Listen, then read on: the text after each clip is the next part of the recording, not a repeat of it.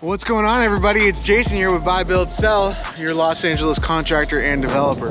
Now, right behind me, what you see, we are building a 6,200 square foot house right here in the valley. That's right, we're in the valley today. Now, I know that's surprising, it's shocking because we're usually always in Pacific Palisades, but the truth is we're building everywhere, and I just don't have time to jump around all the sites and film everywhere. So it's a lot easier to film in Pacific Palisades because we have multiple jobs there. Here's what we're doing over here. Windows are in, trays are going in. We're about to start drywall soon, which means we're about to clean up the house, get it prepped and ready for installation, and then get that drywall rolling. So what are we looking at here? It's an over 10,000 square foot lot. We're doing really cool stuff here. We're doing pool, barbecue, pergola, basketball court, baseball court, massive house over here with a really amazing home. And something special about the house, I think I already gave you that list. It's pretty special. Come on, let's go check it out.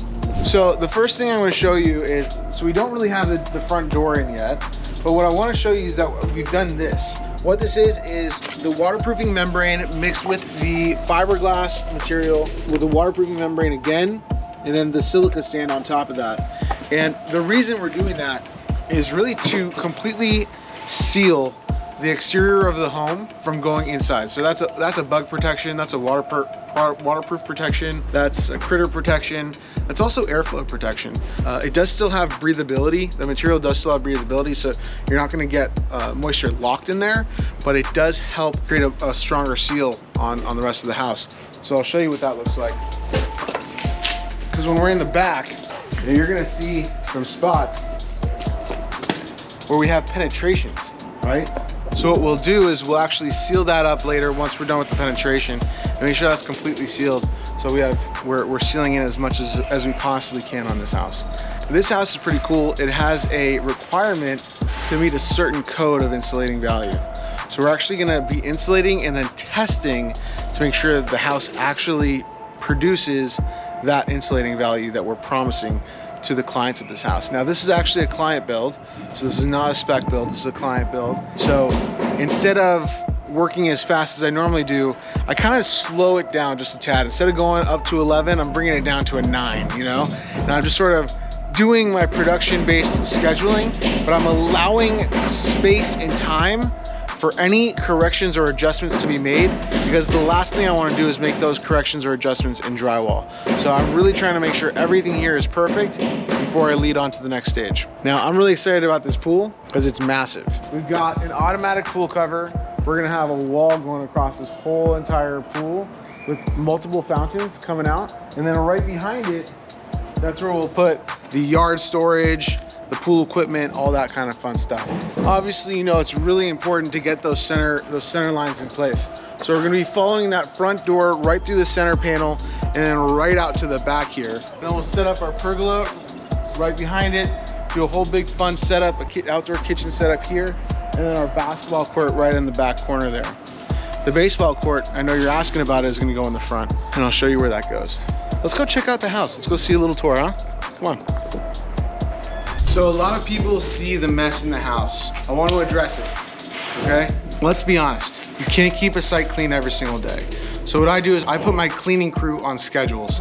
They only come after certain phases. So I allow the house to get dirty and then I clean it up once we're ready to go on to the next stage. By doing this, we're allowing efficiencies in my process to make sure that we're not slowing anybody down. It's important that people know no job site is ever gonna be perfect, pristine. You have to be able to live with this uncomfortable state until you really get to a point where the house is close to finish. If you're not able to do that, stay away from it, okay? Where we are right now, we're in the front, we're by the front entryway, we're in the center of the home, right by the staircase. So right here we have the family room, and then right here we have the library. We're actually converting that formal living room into a library, make it more functional for the family, make it more functional for the needs of the home, because let's be honest, the living room is a dead room. No one goes in there. But look who's here. You guys remember Mario the Plumber from the Nintendo game from 1994? Of course, right? He's even got the mustache. Let's go upstairs and check it out. So, upstairs we have the master bedroom, the laundry room, and 3 secondary bedrooms. We also have 3 decks. And that's it. I think that's enough, truthfully. It's a lot. But the cool thing about this house is that even though the bedroom count is, I wouldn't say similar to a lot of the houses that I do, but pretty close to average. Like the house we're doing on Monument's gonna be the same count. Marionette was about the same count as well. This house is big, 6,200 square feet. So there's a lot more room in these bedrooms. The bedrooms aren't as confined as they would normally be in a house that we're doing in the Palisades or so. You have a lot more square footage, meaning like a normal bedroom in the Palisades would probably be like a 10 by 12. These are 14 by 16, something like that. So a little bit bigger, a little bit more room for wiggle. You can have a little bit more fun, like a sleepover, or you know, if you put a trundle bed in there, a lot more room for parties, and we can put a Step Brothers reference in there. But yeah. Would you call it a trundle bed? No. It was a scene in Step Brothers with way more space for activities. Yeah, way more. So much space for activities. Aren't those called bunk beds? Bunk beds. What'd you call them? Trunk beds. What did I say? It's trunk beds. Bunk beds. So much room for activities. Forget about the fact that there's no closet in the room right now, but it's big. And we're doing built-in closets instead of the normal framed-in closets that we normally do. We're actually doing built-in cabinetry for the closets. So it's a little bit of an extra touch, a little bit more custom. And I'm just excited about that whole idea. So this will get wrapped up. This is like almost the final touch here. We'll put the water in the bed, make sure it's tested, no leaks.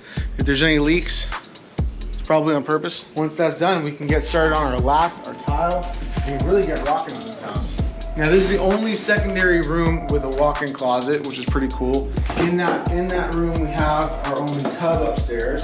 So that leads us to the tub. And she's got her own balcony as well. We gotta get that waterproofed as well, but that'll come in due time. We are now on the balcony. This thing is huge. This is more square footage on this balcony than my first place that I lived in. Now we are in the master bathroom and the master bedroom. The cool thing about the master bathroom is that it is massive. Separate his, separate hers, massive shower. This is actually pretty awesome. And we did a conventional roof on this house, so we have a lot more space above us to kind of take care of all the little things that we kind of have to adjust and take care of as well. So a lot of room in here. Anytime you ask somebody if they're okay and they say no, you wanna know what it is? Money or women? Or food.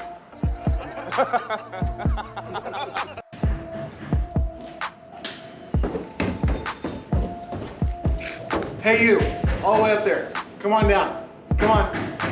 Drop the camera.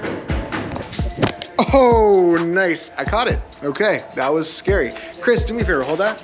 Before I wrap this video up, I do wanna show you and teach you something. These are hold downs right here. And if you can see, you got this little glue blob that's sticking up from it. That's actually called epoxy. The cool thing about epoxy is it's almost like glue, but way stronger. It's almost like concrete, but weaker. It has the ability to expand and move. Concrete, when it shifts, it'll actually crack. So the reason we put that in is when hold downs or bolts are cut from the foundation, we put in new bolts with epoxy to make sure that it's really gonna be in there and has the strength and the ability and the agility to move within the slab itself. This doesn't happen too often. I've actually never done this before in my life. This is the first time in my 11 years of building that I've ever dropped a whole entire ceiling. Guys, here's the thing about the Valley. It's a tad hotter, and because of that, I am exhausted doing this video for you. I appreciate you coming by, appreciate you sticking around. Of course, go ahead, press like, press subscribe. Go ahead, give me a comment, let me know you're here, and I'll see you on the next video. Have a good one.